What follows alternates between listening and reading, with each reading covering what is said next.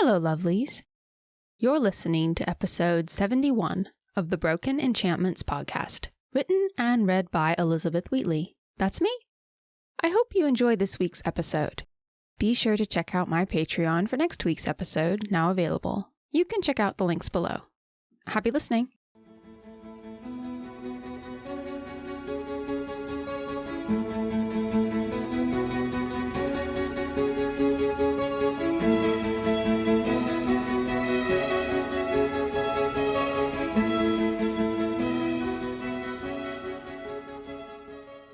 Janir hit the ledge.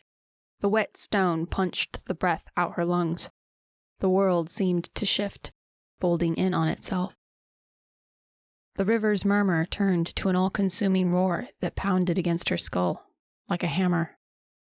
It might have been a few heartbeats or a few minutes, but Janir finally managed to sit up. The precipice that had caught her was no more than 1 or 2 feet above the river. It was an alcove just big enough to catch her and her companion. No escape route as far as she could see. Up above, torches and dark figures peered down. In this light, they would see nothing but the glint of firelight reflected on the water. Janir opened her mouth to call to them, but her words drowned in the river's thundering. A flicker of motion caught her eye. Her attempted savior stirred, lying in a heap not 2 sword lengths away. She dragged herself onto all fours, the cotton welts and the fresh bruises squealing in protest.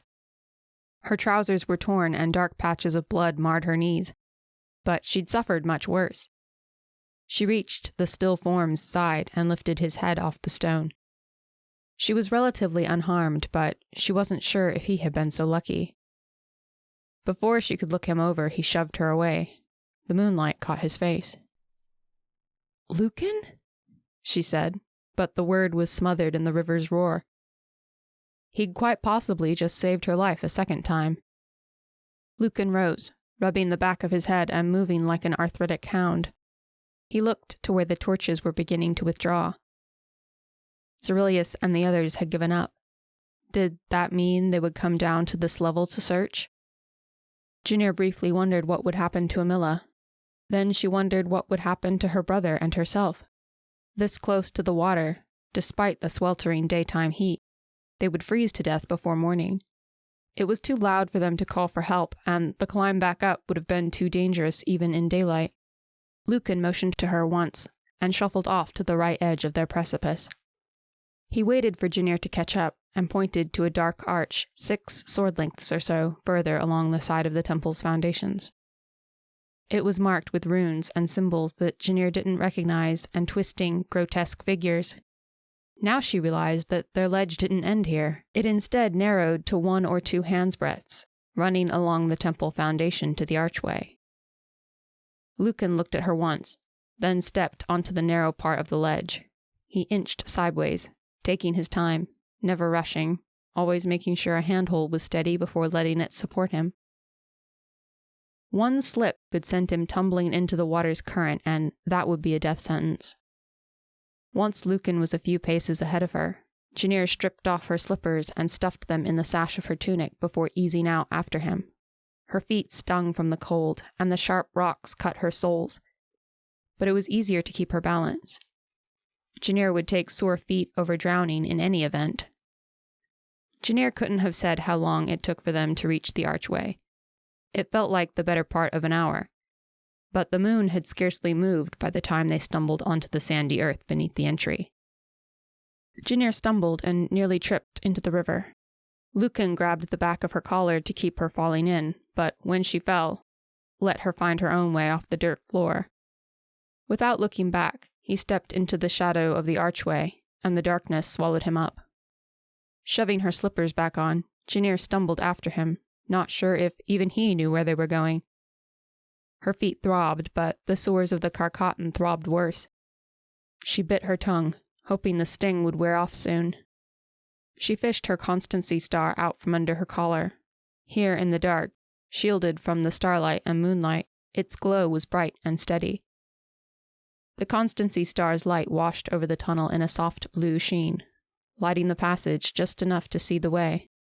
Lucan stopped abruptly and glanced over his shoulder. He had pressed his hand against the side of the wall for guidance, but let it fall when the light hit him. He scowled at the stone, then continued on without a word. Magic permeated the walls and even the floors. It was faint, weak, more saturated than strong. The enchantments were faded, subdued. Janir recalled her father mentioning something about frayed magic. The ground of the passage was lined with moist dirt. The walls were carved with grotesque shapes and faces, their details long since been worn away by time. Cobwebs meshed the spaces in the stone. There were stone sarcophagi, notably small and reverently stacked. Janir briefly wondered if they held the bones of older children or very small adults. She was not overly superstitious, but she had felt the presence of the dead before. It had felt like being an intruder in an empty city, and she had much the same feeling now. Cringing at the thought of being surrounded by corpses, Janir looked to her brother, eager to find a way out. Lucan motioned for her to walk beside him. It was still too loud for words to be understood, but Janir found herself wishing Lucan would say something. Anything. They continued along the passage, Lucan electing a comparatively straight route. Every so often he would stop and smear a handful of wet dirt over one of the sarcophagi to mark their path. They made their way through the bowels of the catacombs until they came to a small burial chamber that was bare, save for an empty sarcophagus and an altar draped with a moth-eaten cloth. Lucan sat beside the sarcophagus and leaned against it without a word. He groaned, clutching a hand to his side. "Are you all right?" Janir crouched down with a wary amount of space between them. Lucan cast her a look fit for an archenemy. "I just fell more than 2 stories onto a rock. What do you think?" The river's hum was now a steady background noise. The rumbling could be felt in the earth, but at least they could speak without shouting. Janir backed away from him, feeling rebuked. Her brother was a mystery. One moment he was risking his life to save her, the next he looked like he was plotting her brutal murder.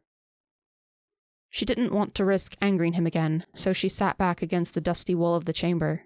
She hesitated, not wanting to incite his wrath, but she needed to ask. "Shouldn't we keep moving? If we can get back up." "The stairwells back up to the temple have been sealed. But please, don't let that stop you if you fancy a stroll through a maze of bone boxes." Lucan snapped. He waved in the direction of the passage. "Have fun." Janir frowned. Why would they seal off the mausoleums? Unless they had all been filled. Lucan shrugged. "Something about a pest problem. I don't really heed that old priest's ramblings." He waved his hand in dismissal. Lucan had even adopted their father's mannerisms. "But I need to rest." He kept her fixed in his withering glare a moment longer, then leaned back against the sarcophagus, closing his eyes. Janir bit her lip. Lucan's threshold for pain was exceptional. If he said he needed to stop, he must be in agony. "Is there anything I can—" "I broke a rib thanks to you. You've done quite enough." Janir wasn't sure whether she had the right to be irritated or not. On one hand, he was being an unreasonable ass. On the other, he had nearly gotten killed for her sake and must be in considerable discomfort if he was mentioning it. Janir herself was sore and beaten from the fall and Amila's carcotton. She wouldn't mind a rest, but she found it hard to relax in an necropolis. She leaned against the dusty wall and took a deep breath. Was it rats that had overrun the catacombs? Spiders? Scorpions? Snakes? She didn't see any signs of pest habitation aside from the cobwebs, but it must have been serious if the enchanters had sealed off the tombs because of it. By the light of the Constancy star, she could see no living thing besides herself and Lucan. That would have to content her for now. They could find their way topside once Lucan could travel again. Janir hadn't thought she would get to sleep, but she woke sore, aching, and stiff. It was warmer here in the catacombs, but there was still a creeping chill that nipped at her exposed skin and sank through her clothes. At least her welts no longer throbbed, even if her feet hurt. Lucan was lying across from her, eyes closed, though that didn't mean he was asleep. His chest rose and fell in a steady rhythm. She frowned into the darkness and lifted the constancy star. Alarm shivered down her spine and she leapt up. After a moment showed nothing, she scrambled over the dusty floor to her brother. "Lucan!" she cried, shaking his shoulder. "Lucan, wake up!" "Damn it!" Lucan snarled, shoving her away. He straightened, grimacing as he shifted his weight. "What?" "It's gone," Janir breathed in a hoarse whisper. Lucan's eyes followed her pointing finger, then widened. The archway they had come through was no longer there. In its place was a seamless stone wall and not the faintest hint that an arch had ever been there. They were trapped, locked in the burial chamber like the corpses they would soon be. Lucan growled in frustration and stumbled to his feet. He pushed aside Janir's offer of help and marched over to the wall, slapping his palm against it. He bowed his head, trying to reach it with his power. Janir already knew the answer. There was nothing, not even the faintest glimmer of enchantment. The frayed magic still saturated everything around them, but there was nothing in that single wall, not even a whisper of power. Lucan glanced to her over his shoulder. "I don't." "It's not magic. It's me." Janir whirled around, her brother stepping up beside her reflexively. She expected it was more out of a primal herd mentality than concern for her well-being. The girl was of no more than 6 summers, or at least that was how she appeared. She was robed in a simple white frock that Janir could have sworn gave off its own glow. A crown of living butterflies wreathed her head, their wings slowly opening and closing, so very out of place in this underground dwelling of the dead. And Janir had an unsettling feeling that she had seen the girl somewhere before. "Who are you?" Lucan demanded, surveying the girl as he might a pit viper. The girl's mouth curved, her caramel face reshaping into a radiant smile. "That doesn't matter, Lucan." Janir's brother stiffened. The girl's gaze fell on Janir and her smile faded. "You're the girl hawk." Janir swallowed. That was what her name meant, but the way this creature said it made her feel like there was something deeper she was missing. "Do you know the way out?" Lucan was all business. The creature, Janir highly doubted she was human, pursed her rosy lips. "Be ready." Lucan blinked, a hard edge of aggression tempered by caution. He didn't seem to believe this was a real child any more than Janir did. "What do you mean?" The creature sighed and glanced briefly to the side. "They'll be here soon." Janir swallowed a lump of dread. Lucan took a step as if to throttle the girl. "Who?" The girl's eyes fell on Janir. "You're going to let him out." "Let who out?" Janir didn't understand any of this, and things she did not understand seldom proved good. The creature just shook her head. "Don't let him out. My brother..." The girl winced as if she was in pain. "I can't hold them back much longer." "Who?" Janir shot a glance around the bare burial chamber. "By all the essences, what are you talking about?" Lucan demanded. The creature fell silent. She stood there, hands clasped behind her back, the butterflies in her crown the only movement. "I'm sorry," she said, tilting her head to one side. "They're coming." "What the..." Lucan stepped a little closer to Janir. The creature was gone. There was no flash, no bright light, not even a whisper. One moment she was there, and the next it was just Janir and Lucan. Janir's heart was in her throat, and she could hardly think. What was coming? "Do you have your carcatan?" Janir asked. "Yes, of course. I always keep my carcatan strapped to my belt right before climbing in bed. You don't?" Janir flinched at the venom in his tone. Oddly, her mind focused on the least important part of that speech. "You were going to bed?" Lucan shot her a glower. "My room's above yours. How do you think I got there so fast to save your sorry hide?" A skittering overhead drew both their attentions. They stood gawking up at the rock ceiling, the only sound the beat of their hearts and the sharp intake of their breaths. What was that? Janir whispered. I don't know. Lucan kept an outward appearance of calm. Janir was fairly certain she didn't. I'd rather not find out.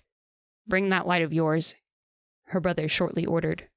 Lucan strode to the wall with renewed purpose, running his hands over the stone. Janir held her constancy star aloft, refusing to flinch as the scratching overhead grew more insistent. Ever more insistent. It sounded like 100 claws scraping away in 100 different places. Despite how solid the stone looked, Janir couldn't shake the feeling that those claws would break through at any moment. Come closer. Lucan knelt down, feeling the stone for any fault or seam. There's got to be something, he muttered, more to himself. Janir held the star with one hand and groped at the rock with the other. The wall was smooth, abnormally smooth. It was as if the chamber had been carved from a single piece of stone, but it wasn't possible, was it? That creature had said there was no enchantment, and there wasn't, but how could anything besides magic have made the entryway disappear? The brother and sister searched the walls for any purchase, even as the claws against the ceiling grew louder. Janir's heart pounded in her chest, icy shivers shooting down her spine. She could scarcely think, and every primeval instinct was ordering her to run as fast and far as she could. Relax, Lucan shouted above the nearly deafening scratching. His tone was more suited to the words, shut up. Dust and chunks of rock rained from the ceiling as something burst free.